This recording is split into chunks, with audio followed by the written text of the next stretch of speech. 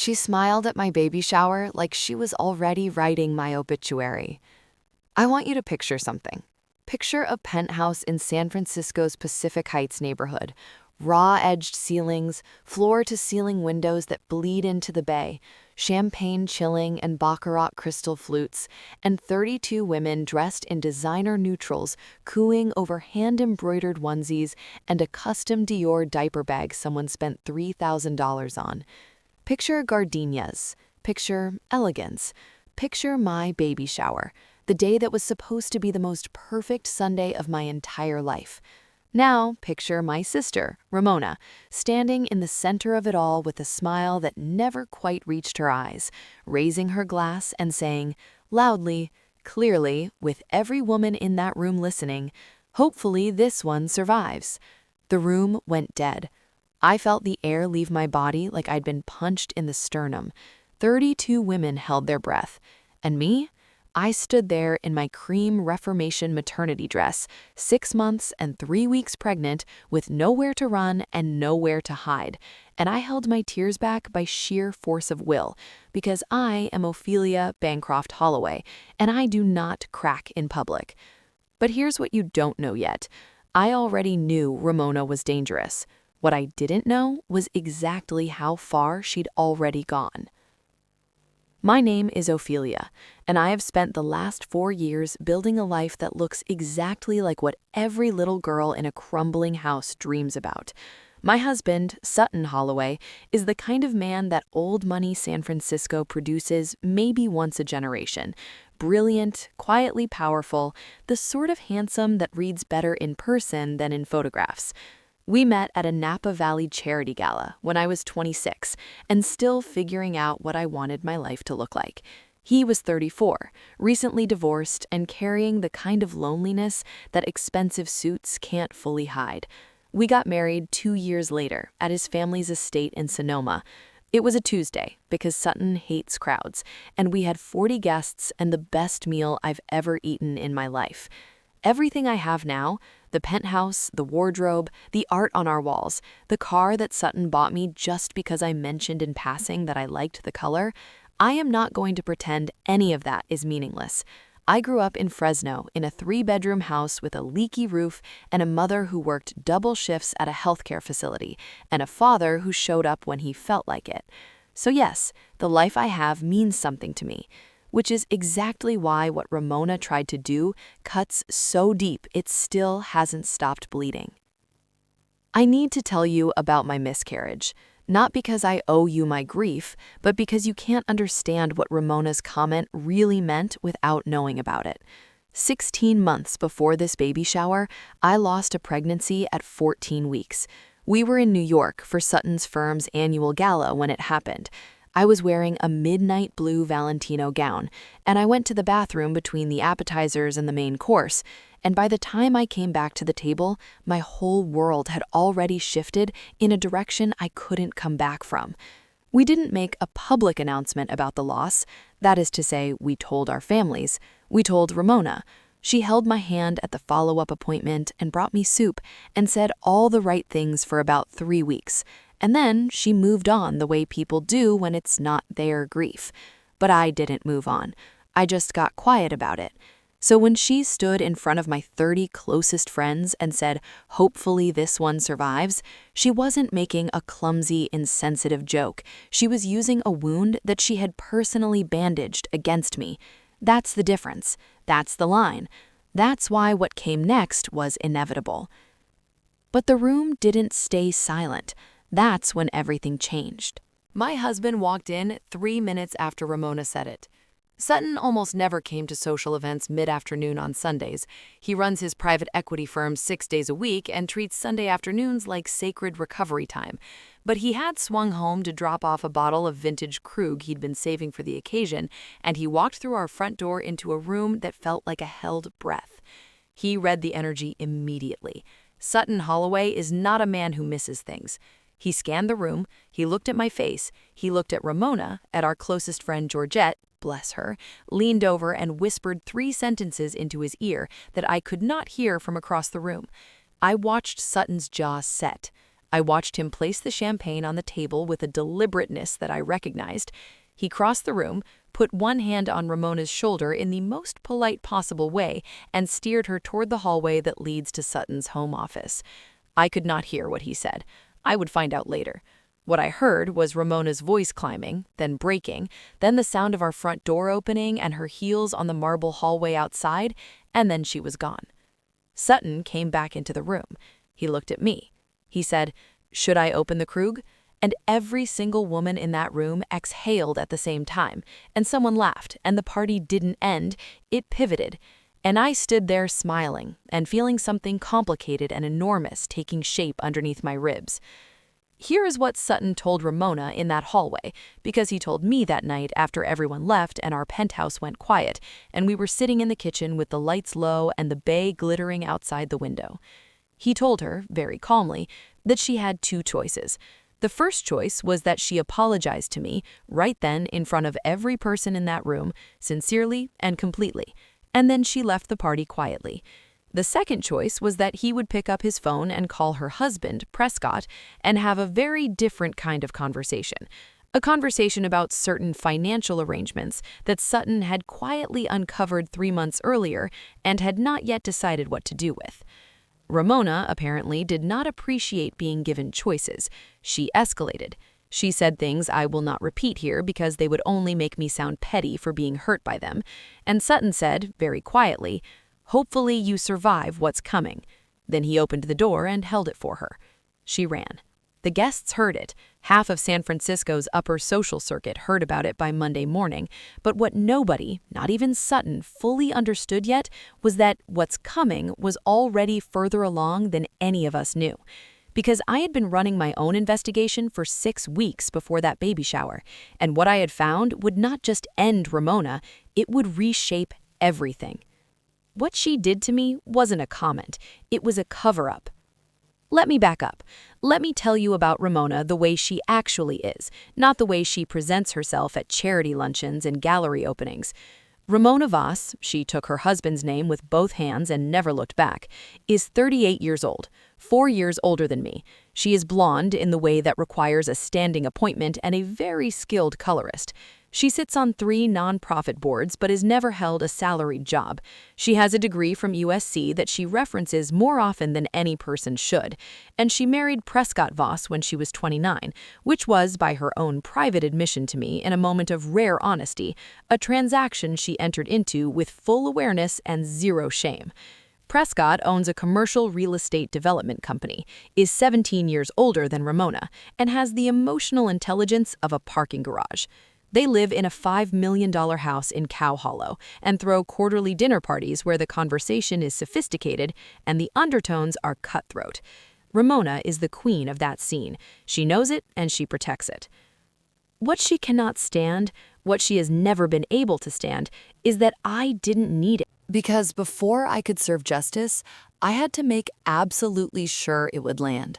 The Sunday of the shower, 2 hours before guests arrived, I sat in my bathroom with the lights off for exactly 7 minutes. That is my version of falling apart. 7 minutes in the dark, eyes closed, breathing. Then I got up and I did my makeup and I clipped my hair and I put on that cream dress and I walked out into my home that smelled like gardenias and I greeted every single person who came through that door like I was exactly the woman they thought I was. Happy, glowing, safe. I need you to understand that performance was not weakness, it was strategy. There is a version of this story where I confront Ramona the moment I found those emails. There is a version where I call Sutton in immediately and we blow the whole thing wide open and the drama is immediate and messy and gives Ramona and Calloway exactly the kind of chaos under which people like them escape consequences. I did not choose that version. I chose mine. And mine required patience. Mine required one more Sunday of watching my sister smile at my stomach like she was already calculating the inheritance. Mine required letting her believe she had the room. Because the only thing more satisfying than revenge, I have learned, is revenge that the other person never saw coming until it was already done. After Sutton walked her out of that shower and the crew butt opened and the party resumed, I watched Georgette catch my eye from across the room. Georgette Okafor has been my closest friend for 11 years. She's a corporate litigator who grew up in Lagos and has zero tolerance for what she calls decorative cruelty, her phrase for people who weaponize social situations. She looked at me with that look she has, the one that says, "I see exactly what is happening and I'm with you." She mouthed 2 words at me across the room. She mouthed, "It's time."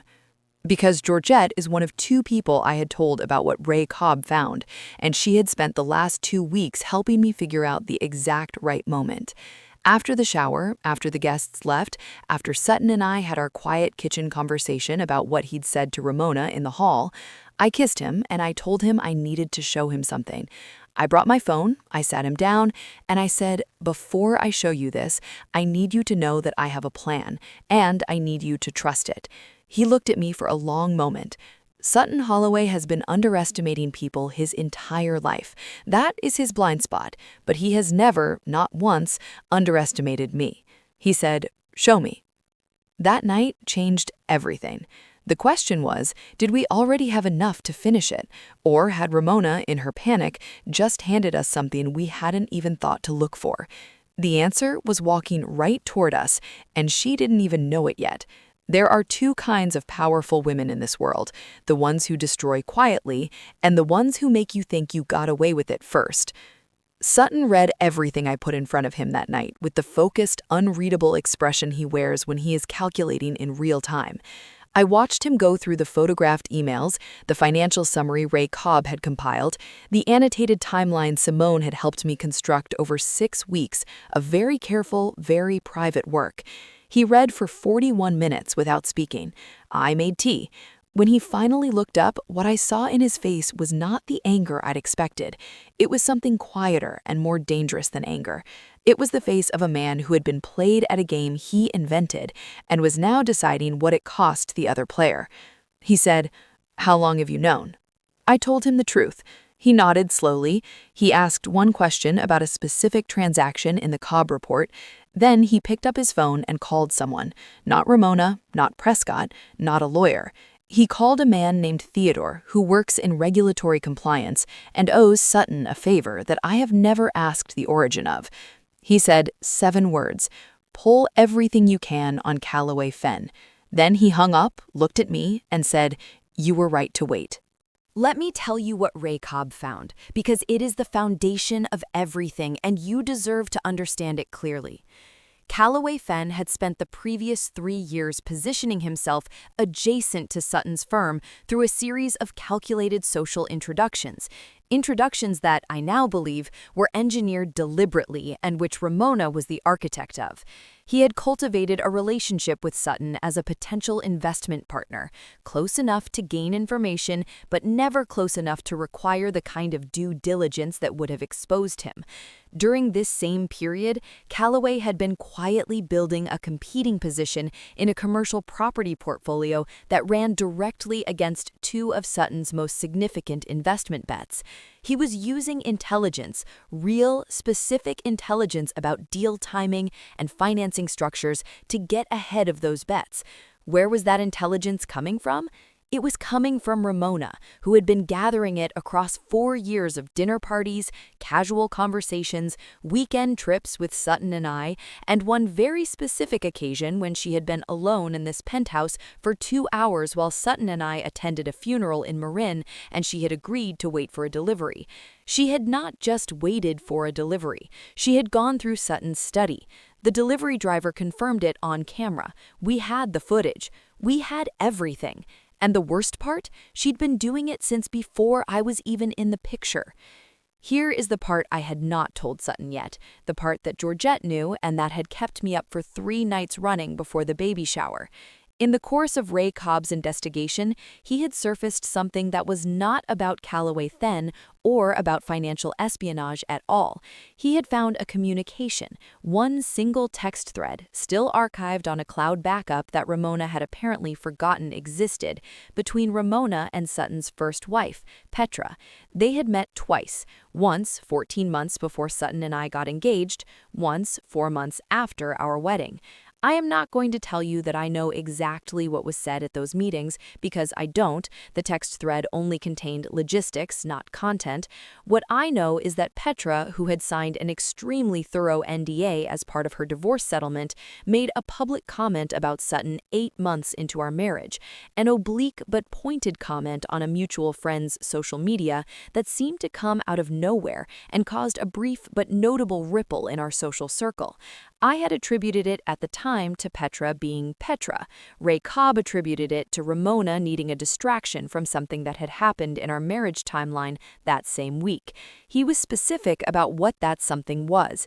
It was the week Sutton had updated his estate documents to include me as primary beneficiary, removing a secondary arrangement that had quietly benefited a family trust that Ramona sat on. I want to be precise about this because it matters. Ramona was not trying to destroy my marriage out of jealousy or spite, though those things were certainly present. She was trying to protect money. Specifically, she was trying to protect access to a family trust that she had treated as a personal supplement to her lifestyle for the better part of a decade.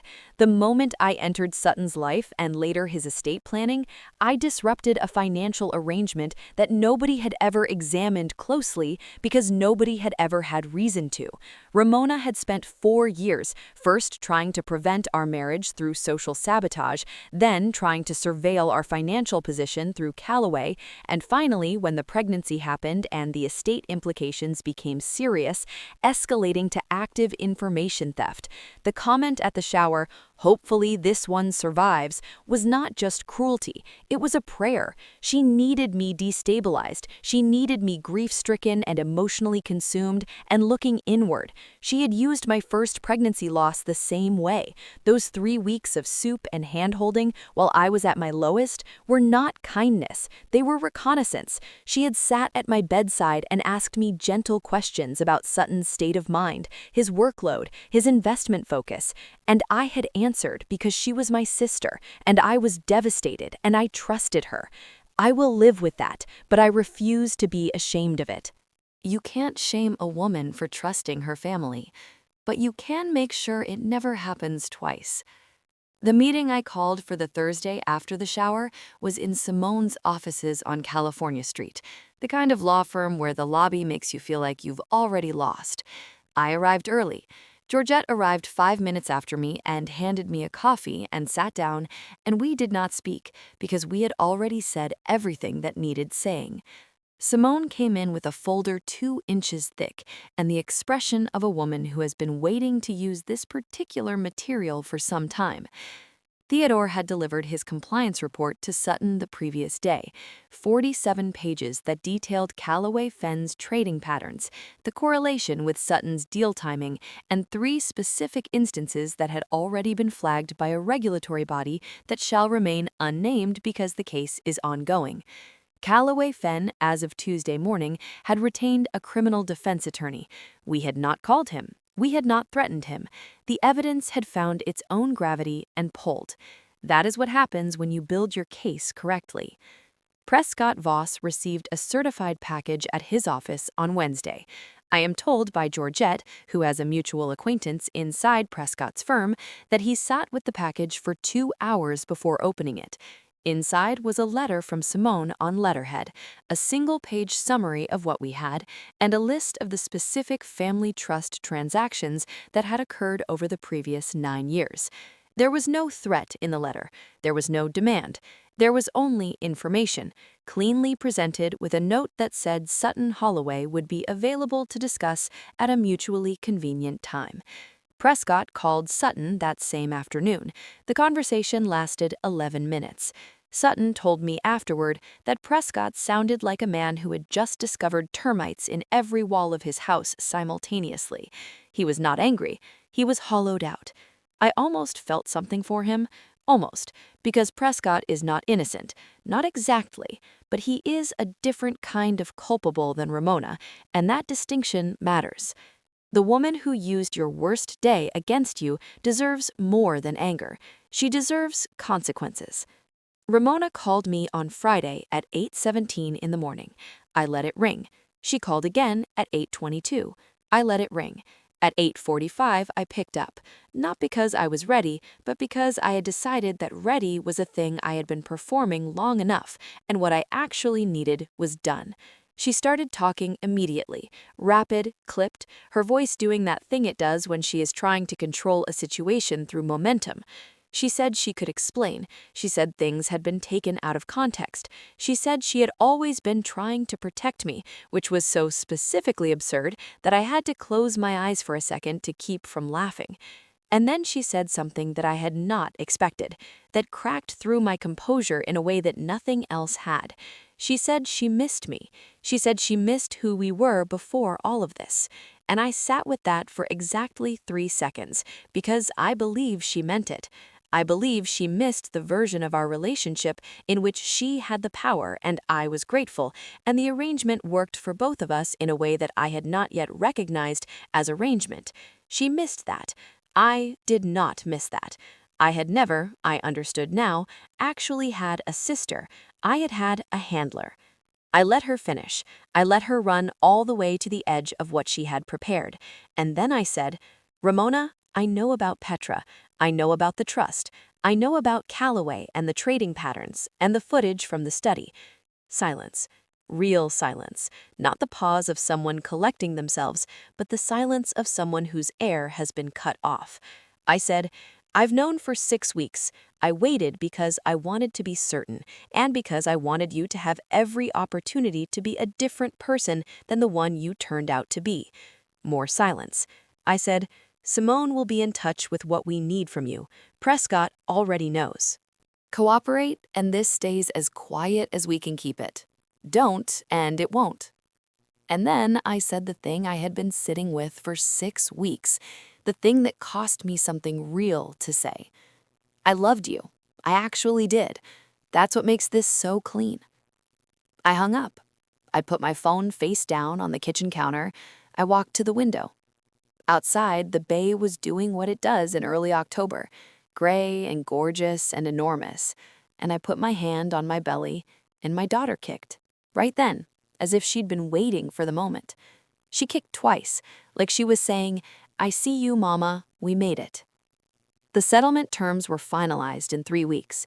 The trust arrangement was restructured with full documentation and a 7-year audit trail going forward. Callaway Fenn reached a separate agreement with the regulatory body, the details of which are not mine to disclose, but which I am told involved a significant sum and a very permanent career adjustment. Ramona and Prescott put their Cow Hollow house on the market in November. I did not engineer that.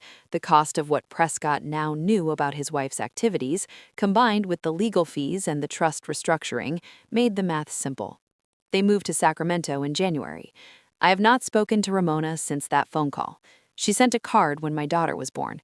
It was tasteful and impersonal, and I kept it because my daughter deserves to know all of her family someday, at a distance, with full information and her own agency to decide what to do with it. I will not teach her to hate. I will teach her to see clearly. Those are not the same thing. My daughter came into the world on a Thursday in December, screaming and absolutely furious about it, which I found completely relatable. We named her Eloise Simone Holloway. The second name is not a coincidence.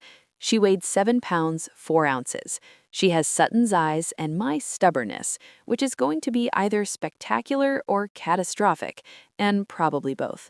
Sutton cried when she was born. I watched him hold her for the first time, and I thought, This is the thing Ramona could not touch because she never understood that this was what I was actually protecting. Not the penthouse, not the trust, not the social position or the wardrobe or any of it.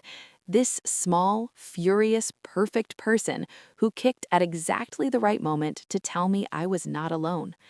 You cannot poison a woman who has already decided what she is willing to lose.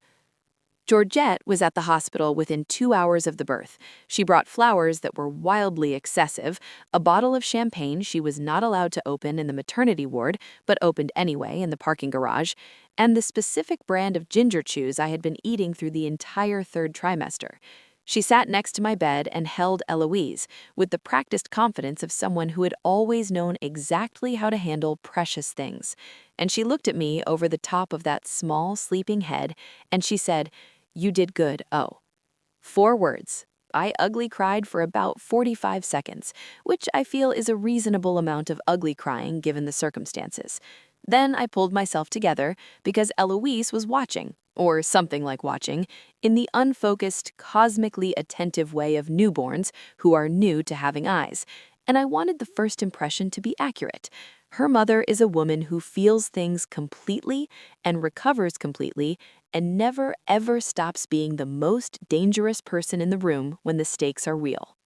People have asked me, discreetly, the way people in this social circle ask things they are desperate to know, whether I regret any of it, whether I wish I had confronted Ramona sooner, blown it up faster, made more noise.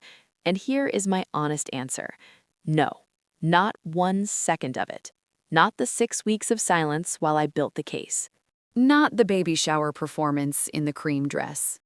Not the quiet phone call that ended a relationship that had never, it turned out, actually existed in the form I thought it did. I do not regret the patience. I was raised to believe that patience was a kind of surrender, something you did when you had no other options, a passive thing, a defeated thing. What I know now is that patience is actually the most aggressive tool available because it requires your enemy to keep acting while you keep learning. And eventually, they will hand you something so complete and so damning that the outcome is not a fight. It is an inevitability. The most dangerous thing in this city isn't money or secrets or even betrayal. It's a woman who has decided she's done being underestimated. I went back to the penthouse 3 days after leaving the hospital. It was the first week of January, the city doing its post-holiday thing, quieter and slightly more honest than it is in December.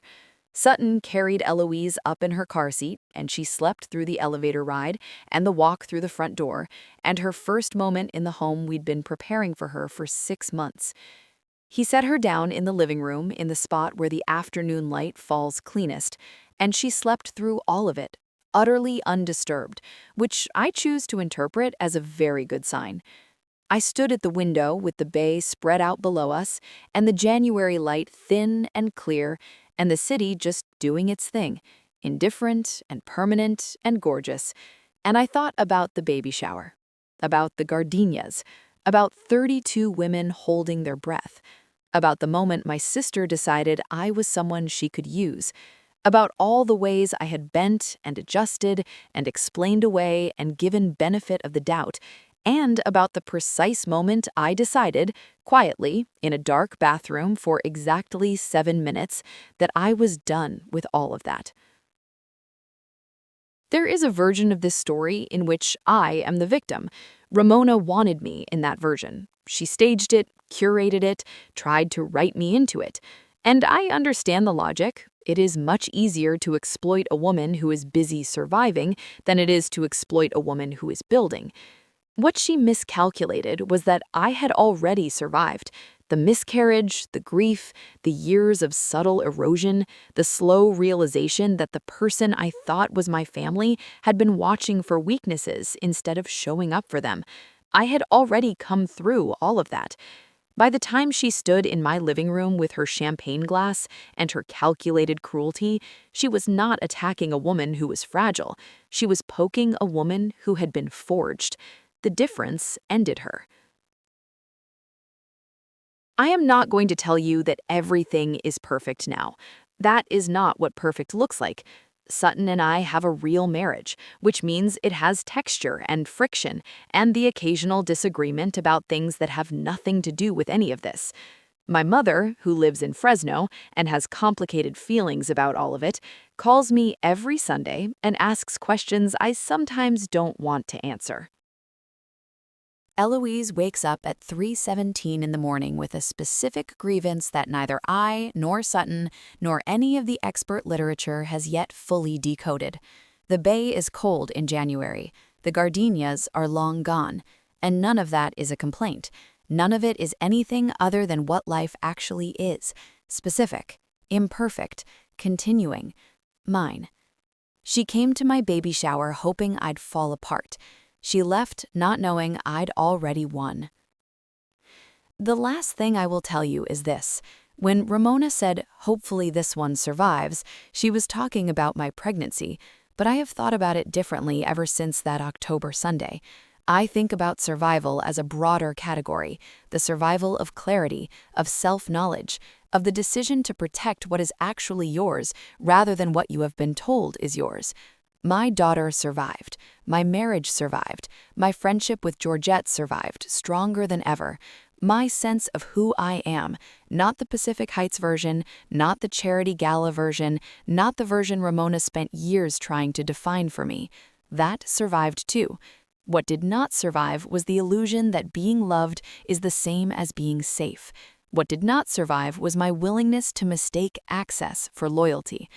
What did not survive, and good riddance, was the version of Ophelia who gave people the benefit of the doubt so many times that she forgot she was also allowed to doubt. That woman is gone. I buried her quietly, on a Thursday, in a dark bathroom, 7 minutes before I put on a cream dress and went out to my own party and smiled like I owned the whole room, which, as it turned out, I did. Eloise Simone Holloway opened her eyes properly for the first time on her 4th day in the world.